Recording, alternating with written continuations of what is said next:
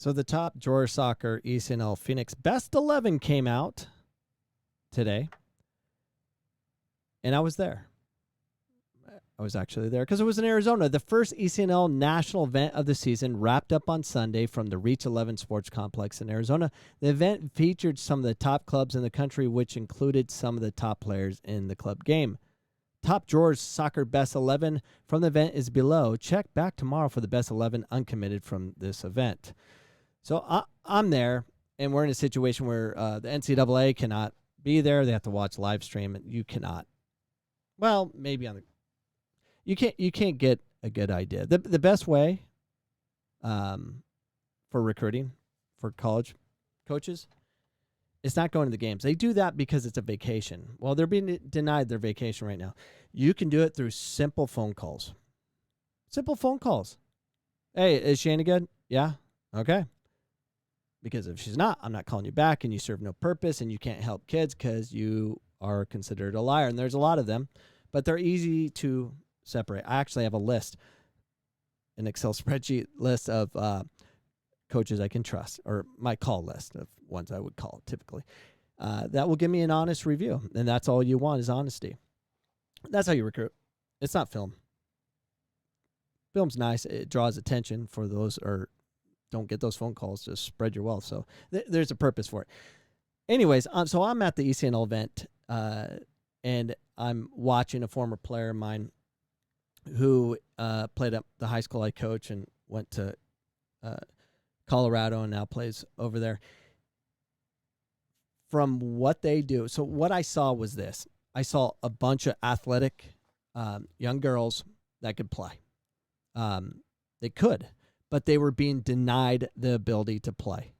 They are clearly being denied. There's no thought. There's coaches that they all speak up and dictate everything, which ruins the game, that ruins the thought process. There's no learning happening if you're being force-controlled on how to think, if the robotic thought process. And it's more about, can we win? Can we make the coach feel good about himself? Can we appease the parents that demand it? Versus, are the kids getting better? And it's an easy indicator of find out how. I mean, you got parents that get so excited when their team is winning or scores a goal. Yeah, whatever, we're gonna go out to eat, whatever. And their kid didn't touch the ball. The only ones touching the ball is with a thought, are the forwards, because they get the ball, they put their head down and go 100 miles per hour. Midfielders scared. They're scared to death. They have to get rid of it quickly, because if they don't, what are they going to hear from the sideline? Too many touches. Get rid of it quickly. Why?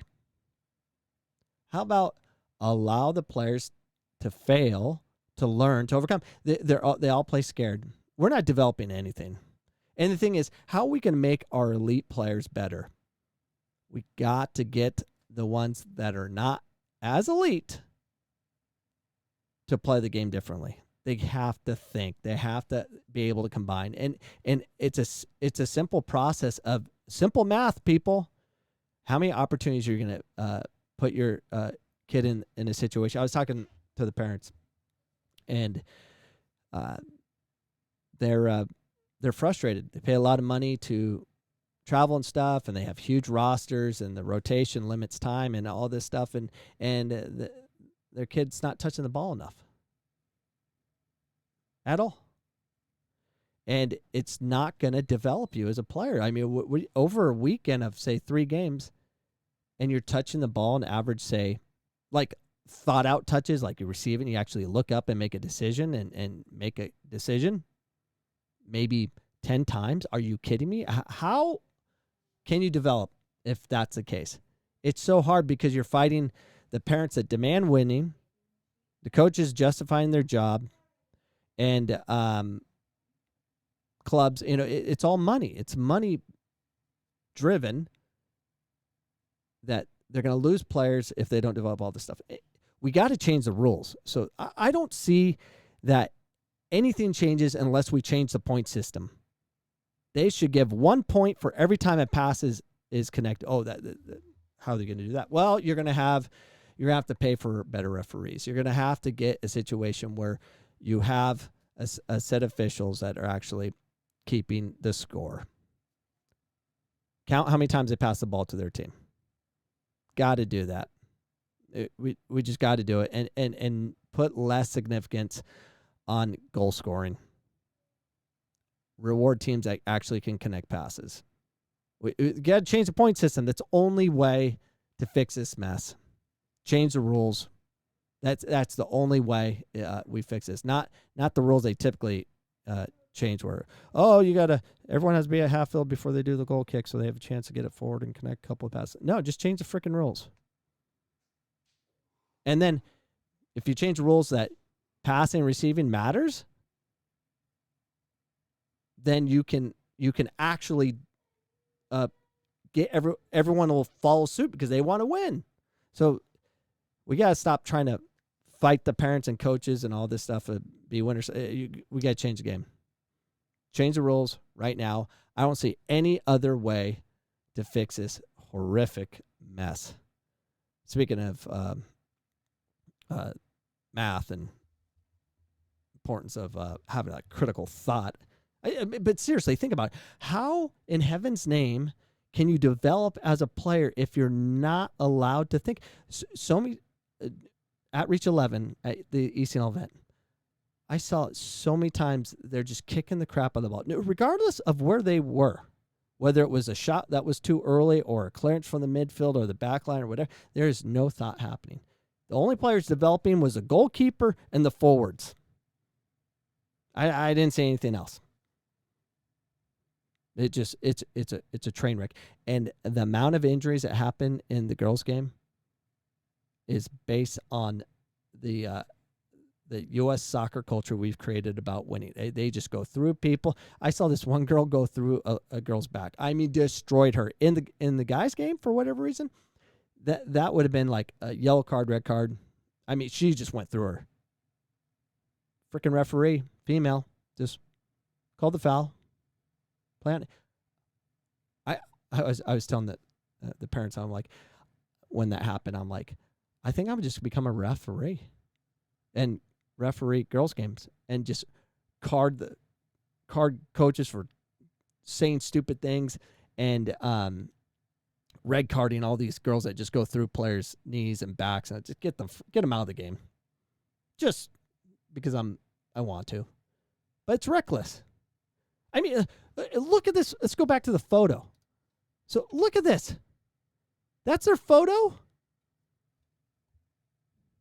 Bunch of players, 2 players are trying to smash that girl in the red, and the ball's nowhere. I mean, that's what it looked like. It wasn't soccer. It was just reckless. The ball was always in between people. There's no thought. There's no thought. It's bad. And the thing is, they know it's bad. And the coaches actually coaching this know it's bad. And they know they can't do anything about it because they have to pay their bills. We're in COVID. We never know we're going to be shut down. Governor Ducey's coming on. If he might be on right now, shutting us all down. Everyone's freaking out because they don't know how they're going to pay their bills. And if there's one thing, they're not going to change what they're doing here. They need to win because they don't want to lose players because they lose money. We have a problem. We got to change the rules. We got to change the rules. And the one thing I am doing when we get out of this freaking mess at Phoenix College, when we reopen up, I'm going to hold live streaming events. I promise you I'm doing this. I'm going to hold live streaming events of the point system I'm talking about. I'm literally going to have 2 teams playing from youth teams I know, and we're going to be in the score box like it's a football game in our stadium, and we're going to keep score. And it's going to be 120 to 115. We're going to change the game immediately. It just needs to happen. And I'm going to showcase it. I'm not going to organize it and restructure everything. I'm just going to give you the information to do it. And I just want the credit and a thank you. That'd be ideal. So have a wonderful day, everybody. Peace out.